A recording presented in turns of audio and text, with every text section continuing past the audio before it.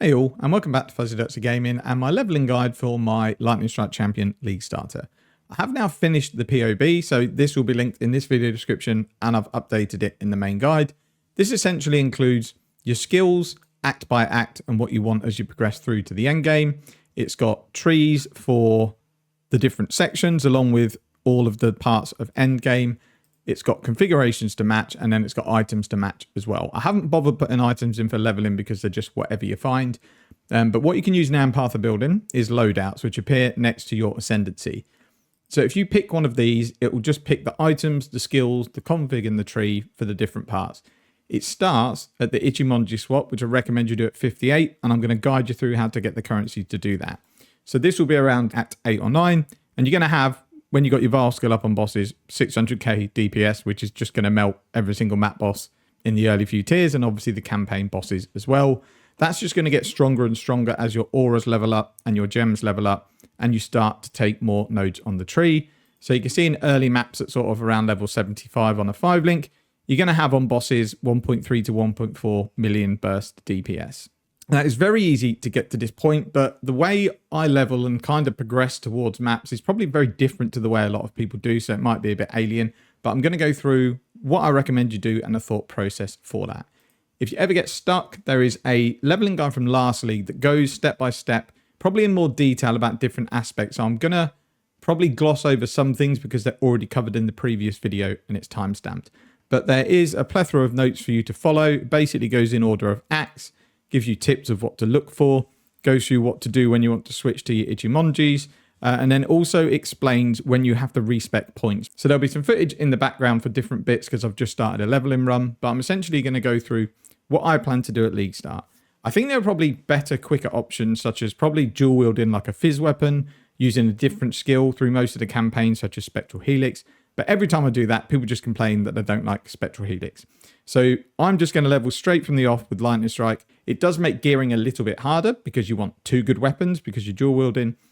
But we are dual wielding our final skill at the end. So what most people have said they wanted me to do was use Lightning Strike as soon as you get it available, and also use two weapons as soon as it becomes available, because that's what you'll be doing in maps. So it just makes it easier to transition because there's not much to change.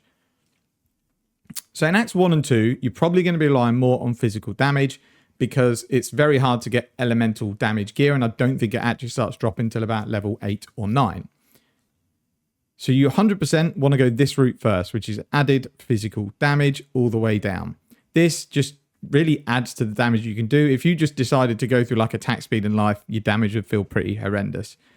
We then pick up some life, and then we pick up Art of the Gladiator, which is a great node, gives you a bit of dexterity. You can now put on any body armor you want, and you're not penalized for it with a movement speed penalty. You get some accuracy, and you get 10% attack speed. We're then going to go through all the dual wield nodes to get a bit of damage. We're going through mana because it's the quickest way, and it actually does come in handy later on. And then we're beelining for ambidexterity and this mastery for 60% damage when you're wielding two different weapon types. This will kind of take you up to the end of Act 2. At this point, you want to be running a sword and an axe. You'll either have found a sword and an axe with some fizz damage, or you might have found some with some elemental damage. Either should work fine with the fact that we get so much more damage efficiency from Lightning Strike as a gem. So how are you going to go about League starting with just using melee? What I recommend you do in Act 1, when you get to the vendor, take Frostblades as your reward. You already have Double Strike linked to Chance to Bleed. Keep that. That's going to be your single target setup for the first 1 to 2 acts. Then have Frostblades. When you get to level 4 and you get offered your support gems, take Ancestral Call and link that to your Frostblades. That's going to be your clear, and your Double Strike is going to be your single target. Your end setup for Act 1, if you want to use Lightning Strike, wants to be Lightning Strike, Ancestral Call, and Added Fire. You're going to have a Sniper's Mark, which you can pick up at level 4 if you're using Lightning Strike. If you're using a melee skill, this doesn't do anything. You're going to have a Dash or Frost Blink or Leap Slam, something as a movement skill, and then you're going to keep your Double Strike. Lightning Strike with Ancestral Call can double hit. So you might find that if you found half decent swords or weapons, whatever you want, this can be any weapon at this point. We've not reached a dual wield mastery, so you can use axes, swords, daggers, whatever lands that you can swing, use it. Just be aware that if you want to use Leap Slam, it's only swords and axes. So if you find that this damage is okay, you can just dump double strike. You'll never need it again. But if you find your single target is rough, use double strike until your lightning strike damage gets a bit better. When you go into Act 2, there's not really any changes to links. Your optimal link is still going to be Added Fire, Ancestral Call, and Lightning Strike. But we do get access to Blood Rage and Herald of Ice. You take one as your reward, then you buy the other from the vendor. Use them both. Blood Rage gives you Frenzy Charges, which gives you damage and speed, or attack speed. And Herald of Ice gives you a little bit of cold damage. That's kind of all you need to do in Act 2. Weaver, don't take the reward, just leave it with the vendor. Come and collect it later on. It will level up with you. When you get into Act 3, you're going to start seeing 4 links drop. The 4 link I recommend you aim for is green, red, blue, red, which is Lightning Strike, Multi-Strike, Trinity, and Ellie damage. This will increase your damage a ton. Lots of other avenues work though. If it was green, green, red, red, you can run faster attacks instead of Trinity. If it was 3 reds, you could run your Added Fire again, or you can run Cruelty. There's lots of different combinations. The only thing that you can't really run is 2 blue sockets because there just isn't a good second blue gem. In Act 3, you're going to get access to Anger. So at that point, you're going to drop your Herald of Ice and put in Anger. And that's it for the setup.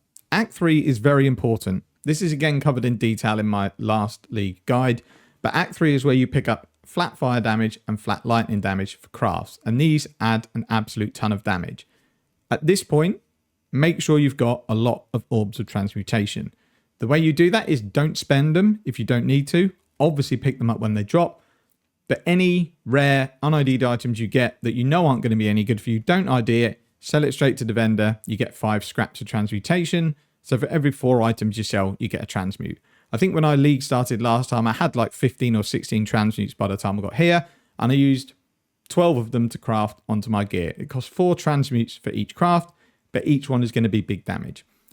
Unless you've got lightning damage on your weapons, you're probably going to want to put lightning damage onto most of your gear, because Trinity is easy to balance with more lightning than anything else, and then Anger should make up the rest of it. So what you may want to do is put maybe 1 fire roll, 2 lightning, run your Anger. Trinity should just proc, no problem whatsoever. If you do manage to get a 4 link in Act 3 and you get the right 4 link, your damage should be ample for Act 3 bosses. When I did my practice run, didn't. I ended up on a 3 link with not very good gear. The bosses were a little bit rough, but we will have more damage this league. I also did the first Labyrinth on a scuffed 3 link, and that was okay. Just needed to make sure I avoided his telegraph hits. So let's talk about getting to Lab. So when you go to your Labyrinth, you should have just reached Precise Technique. This will be around level 30, 31. When you get to this point, you need to make sure from here on in, your accuracy is higher than your life. To do that, the easiest way is just to run a lower level precision. We are going to go up and take these accuracy nodes very soon anyway, but just check whether your main hand and offhand accuracy is higher than your life. To do it, you just go into game, press C for character, offense, and then pick Lightning Strike. If you scroll down, there's going to be a main hand accuracy rating here, 2000, and an offhand accuracy rating here, 2672. I've got 1500 life, so I don't need to worry about it. Once you pick up these nodes here, you won't have to worry about it at all until probably Act 7 or 8, when you might need to check in that your accuracy is still higher than your life. This just gives an absolute ton of damage. Without it, it's probably going to feel a little bit rough. So next bit's really important. When you complete your first lab and you take first to strike, last to fall, go back to town and buy Corrupting Fever. This is what we're going to use to proc Adrenaline. Adrenaline procs when you get to half life. So we need a way to get ourselves to half life so that we can just have this buff up whenever we want. It gives you more movement speed, more attack speed, more damage, and more defenses. You just basically want to keep it up all the time. So what you'd want to do is slot it into your gear. So if we remove what I've got here, you'll slot Corrupting Fever in, and then just look how much life it uses. So it uses 284, which is nowhere near enough because I've got 1498 life. So I essentially need this to take 750 life for it to work. The way we get around that is if you go to Act 1, then you'll be able to buy 2 gems that add more multipliers to this skill. These gems don't do anything other than push the life cost up. So the first one, which is the biggest impact, is a gem called Life Tap. This is normally what you would put on a skill if you want to use life instead of mana. This skill already uses life, so it doesn't actually do anything. But what it does is increase the mana reservation or the cost of it by 300%. So if we go here, we can see it's 284. if we slot this gem in here, we can see that it's now 852. Slightly too much, but it's still above half and it will work. So if we go over here, we'll just go to the hideout and we'll check the skill in action. When you do use it, it will automatically recover 25% of your life. So it's not too bad. And then you can just pop a flask to get the rest of it back. The second gem you can use, which again you buy from Act 1, I believe, is Swift Affliction.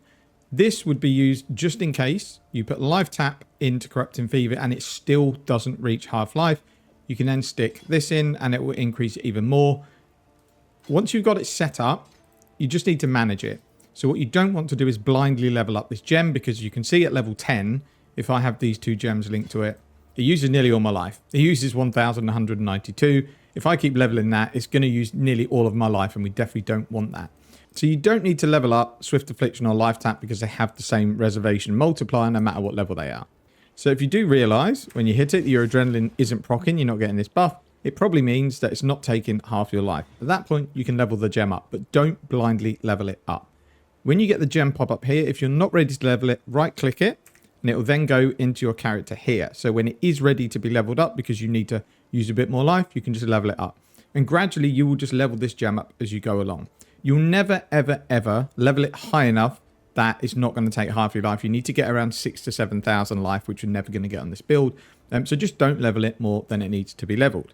And this makes a massive difference. If we just go into any zone, so I think I'm up to Crossroads. If we just look at kind of, you know, your movement skill on its own with your Quicksilver Flask, it's okay.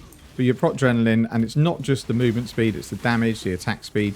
Everything goes up. You also take less damage. It's a crazy buff. And to be honest, it's one of the main reasons I go champion. I just love it as a skill that you can unlock really early on. So you have this in sort of Act 3, Act 4. Now, there's not many more upgrades that you need to make. The big boost in damage in this build comes from a few things. It comes from Vaal Lightning Strike, but you're unlikely to get it early on, but you can hit up every Vaal side area you come to after level 12. You might get that gem. It adds a ton of damage. The thing that makes the build boost up is multistrike. This just makes your attack speed much quicker, and it makes the build feel much less janky, and it does more damage. So you unlock multistrike in Act 4 towards the end of it. Once you get the option to, your 4 link wants to be LE damage, multistrike, Trinity, and lightning strike. And that's the 4 link you're going to use pretty much until you get to Act 9, where we're going to go and respec to the Ichimonji version. Act 5, there are no changes whatsoever. Act 6 is where we need to pick up lots of gems to level in our offhand. I won't go through it, it's covered in the POB, but there's lots of gems we want to use later on that you're going to level up in your offhand. Towards Act 7 or 8, again, it will be included in the POB. In fact, I think it's Act 6 to 7. You're going to get piercing shots, +1 projectile, and +1 strike. This makes the build feel even better, because now instead of your projectiles just disappearing on the first enemy they hit, they will pierce up to 3 targets.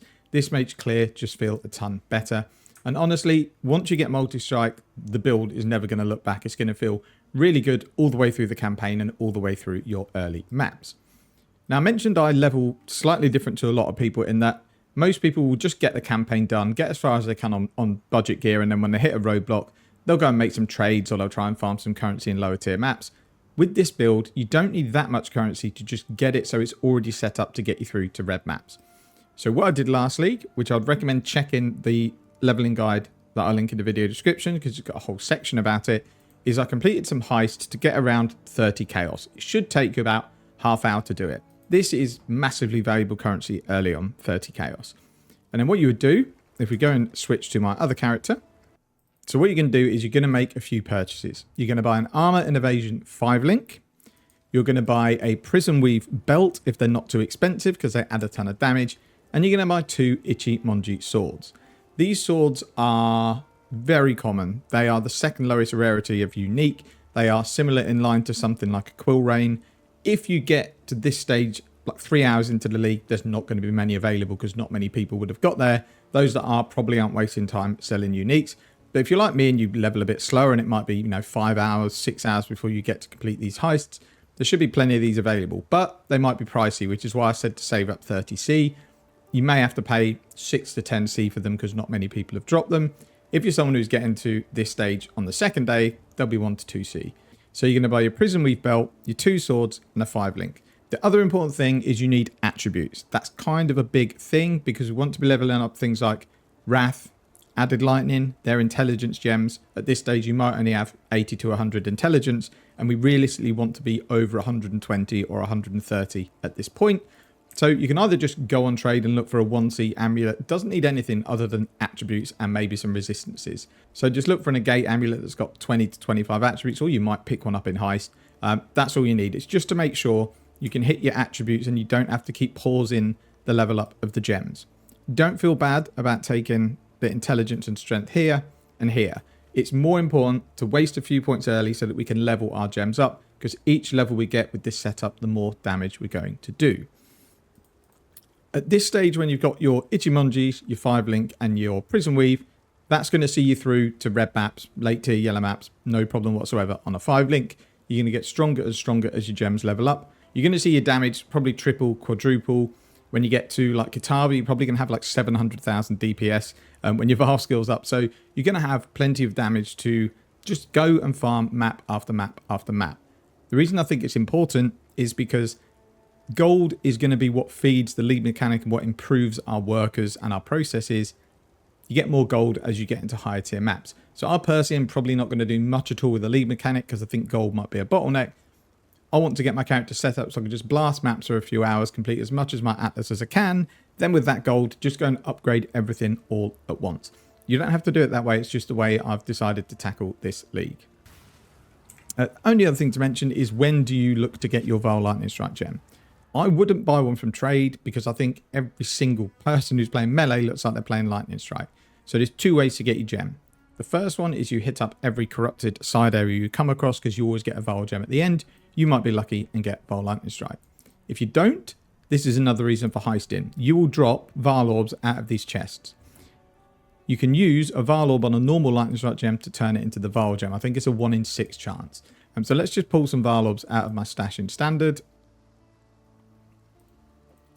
So what you would do is you would just go and buy a gem. Make sure you buy them from Nessa in Act 1, because as you can see here, they're already leveled. So this one is level 12. And you just use a Vaal orb on it. That doesn't happen in the league start. And then you've got a chance for it to turn into the Vaal skill. You then apply your Vaal skill to one button and your normal skill to the other. If you haven't played this skill before, Vaal skills are like a temporary skill. So as you kill or hit enemies, its souls charge up here. You need 20 souls per Lightning Strike charge, and you can hold 2.